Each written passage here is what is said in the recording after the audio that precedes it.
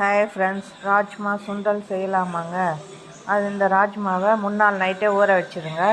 மறுநாள் காத்தால் சுண்டல் வேக வைக்கிற மாதிரி, ஆனால் 7 சவுண்டு வைக்கணுங்க. இது வேகத்துக்கு லேட் ஆகுங்க. இது அதிக நார்ச்சத்து உள்ளதால் செரிமானத்தை எளிதாக்குகிறது, மலச்சிக்கலை தடுக்கிறது. இதில் பொட்டாசியம், மெக்னீசியம் மற்றும் ஆன்டி ஆக்சிடென்ட்கள் இதயத்தை பாதுகாக்கிறது. இதில் உள்ள கால்சியம் எலும்பை வலுப்படுத்த உதவுகிறது.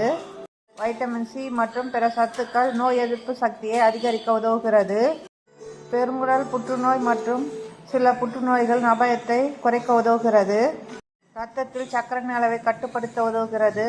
சைவ உணவு உண்பவருக்கு நல்லதுங்க. இதில் புரதச்சத்து அதிகம் உள்ளது. சரும ஆரோக்கியத்தை மேம்படுத்துகிறது. இந்த ராஜ்மா சுண்டல் தாளிக்கிறதுக்கு கடாயில் எண்ணெய் ஊற்றிக்கோங்க. கொஞ்சம் கடுகு போட்டுக்கோங்க. கடுகு பொரிட்டோங்க. கடலைப்பருப்பு கொஞ்சம், உளுத்தம்பருப்பு இதளவு, ஒரு காஞ்சி மிளகா போட்டுக்கோங்க.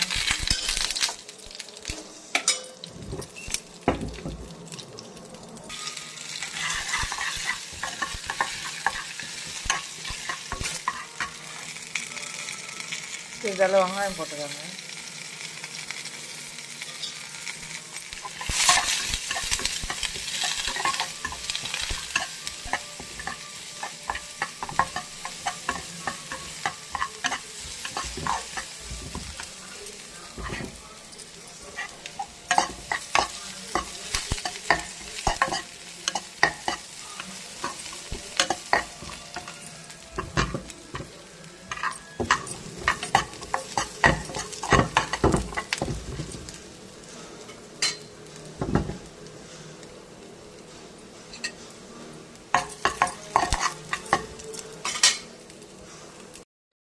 வேக வச்சோன்னே இந்த வதக்கின வெங்காயம் எல்லாம் போட்டு இந்த சுண்டலில் கலந்துக்கோங்க.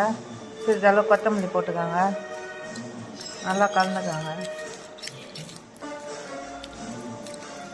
7-8 சவுண்டு விடணுங்க. அப்போ தான் இது நல்லா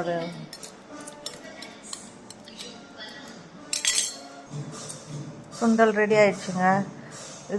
சுட சுட சாதம், சௌ சாம்பார், ரசம், உருளைக்கிழங்கு பொரியல், சிகப்பு பொன்னாங்கண்ணி கீரை பொரியல்.